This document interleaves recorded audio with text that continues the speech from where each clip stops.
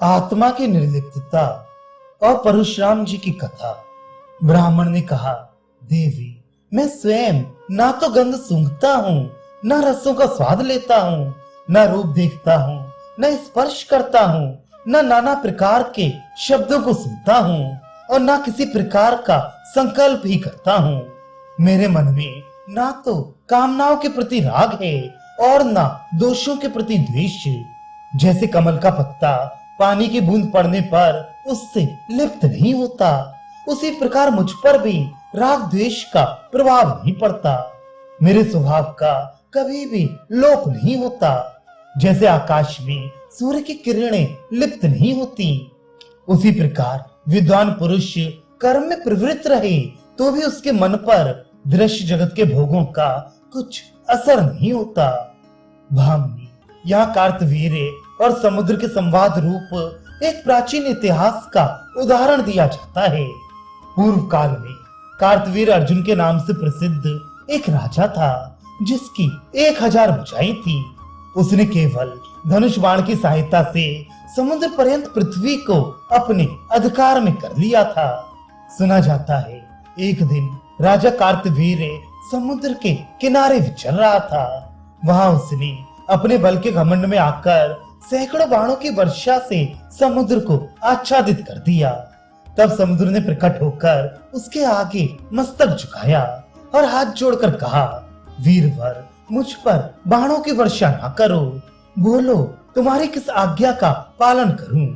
तुम्हारे छोड़े हुए इन महान बाणों से मेरे अंदर रहने वाले प्राणियों की हत्या हो रही है, उन्हें अभयदान करो। कार्तवीर्य अर्जुन बोला, समुद्र, यदि कहीं मेरे समान धनुर्धर वीर मौजूद हो जो युद्ध में मेरा मुकाबला कर सके तो उसका पता बता दो, फिर मैं तुम्हें छोड़कर चला जाऊंगा। समुद्र ने कहा, राजन, यदि तुमने महर्षि जमदग्नि का नाम सुना हो तो उन्हीं के आश्रम पर चली जाओ। उनके पुत्र परशुराम जी तुम्हारा अच्छी तरह सत्कार कर सकते हैं।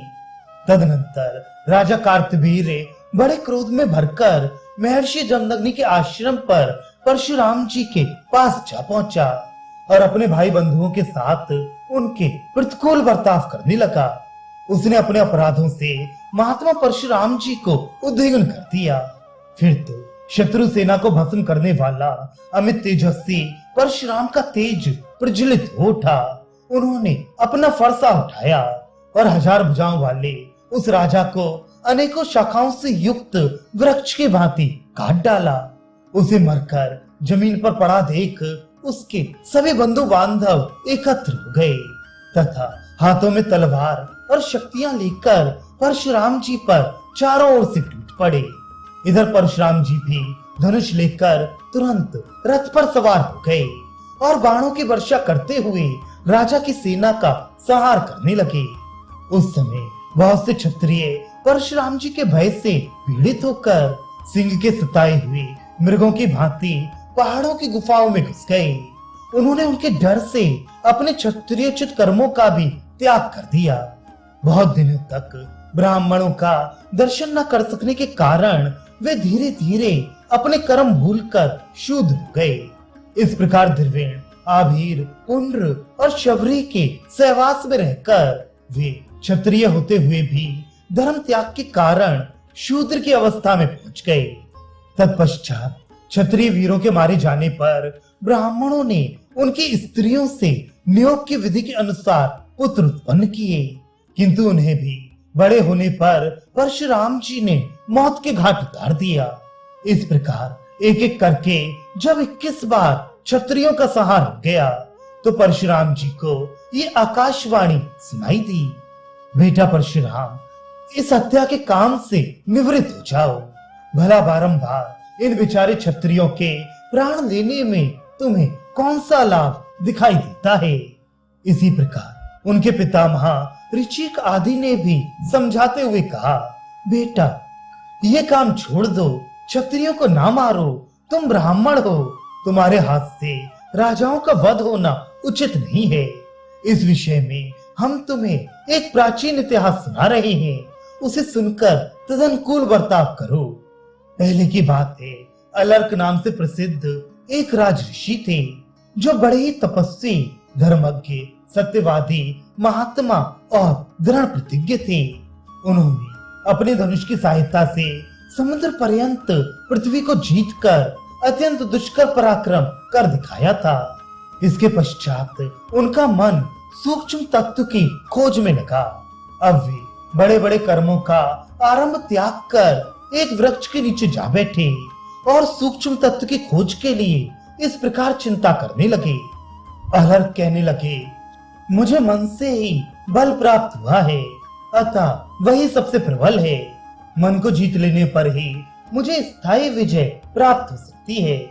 मैं इंद्रिय रूपी शत्रुओं से घिरा हुआ हूँ, इसलिए बाहर के शत्रुओं पर हमला ना करके इन भीतरी शत्रुओं को ही अपने बाणों का निशाना बनाऊंगा। ये मन चंचलता के कारण सभी मनुष्यों से तरह तरह के कर्म कराता रहता है, अतः अब मैं मन पर ही तीखे बाणों का प्रहार करूंगा। मन बोला, अलर्क, तुम्हारे ये बाण मुझे किसी तरह बींध नहीं सकते।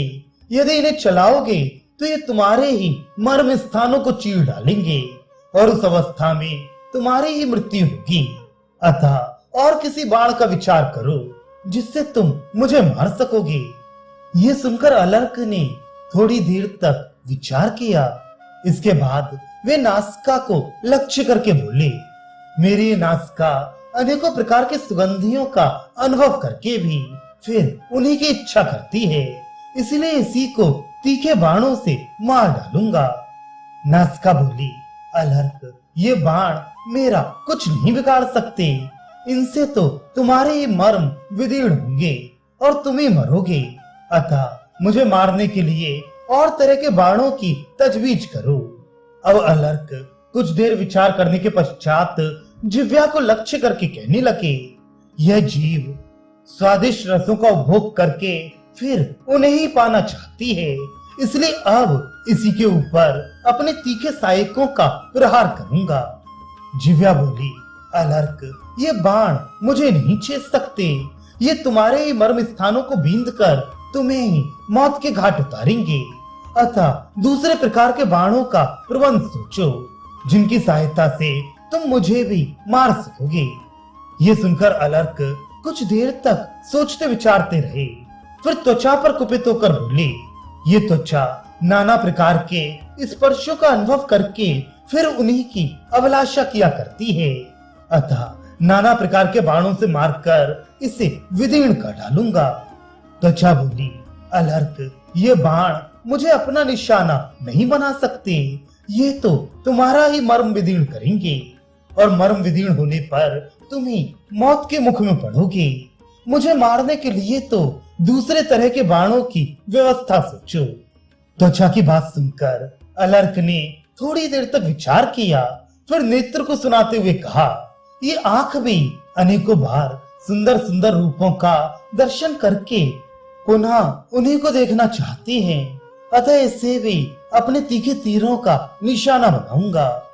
आंख बोली, अलर्क, ये बाण मुझे नहीं छेद सकते। तुम्हारे ही मर्म स्थानों को बीन डालेंगे और मर्म विदीर्ण हो जाने पर तुम्हें ही जीवन से हाथ धोना पड़ेगा। अतः दूसरे प्रकार के सहायकों का प्रबंध सोचो, जिनकी सहायता से तुम मुझे भी मार सकोगे। तब अलर्क ने पुनः सोचकर कहा, यह बुद्धि अपनी प्रज्ञा शक्ति से अनेकों प्रकार का निश्चय करती है, अतः इसी के ऊपर अपने तीक्ष्ण सहायकों का प्रहार करूंगा।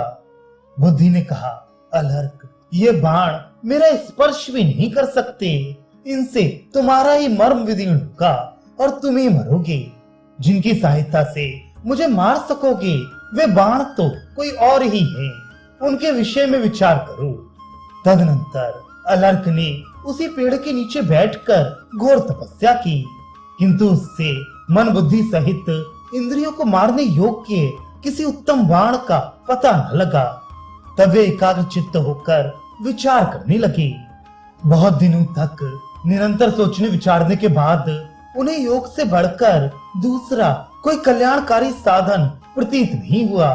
अब मैं मन को एकाग्र करके स्थिर आसन से बैठ गए और ध्यान योग का साधन करने लगे। इस एक ही बाण से मारकर उन्होंने समस्त इंद्रियों को सहसा परास्त कर दिया। वे ध्यान योग के द्वारा आत्मा में प्रवेश करके परासिद्धि मोक्ष को प्राप्त हो गए। इस सफलता से राजऋषि अलर्क को बड़ा आश्चर्य हुआ और उन्होंने इस गाथा का गान किया। अहो, बड़े कष्ट की बात है कि अब तक मैं बाहरी कामों में ही लगा रहा और भोगों की तृष्णा से आबद्ध होकर राज्य की ही उपासना करता रहा। ध्यान योग से बढ़कर दूसरा कोई उत्तम सुख का साधन नहीं है। ये बात तो मुझे बहुत पीछे मालूम हुई है। पितामह ने कहा, बेटा परशुराम, इन सब बातों को अच्छी तरह समझकर तुम क्षत्रियों का नाश ना करो, घोर तपस्या में लग जाओ, उसी से तुम्हारा कल्याण होगा।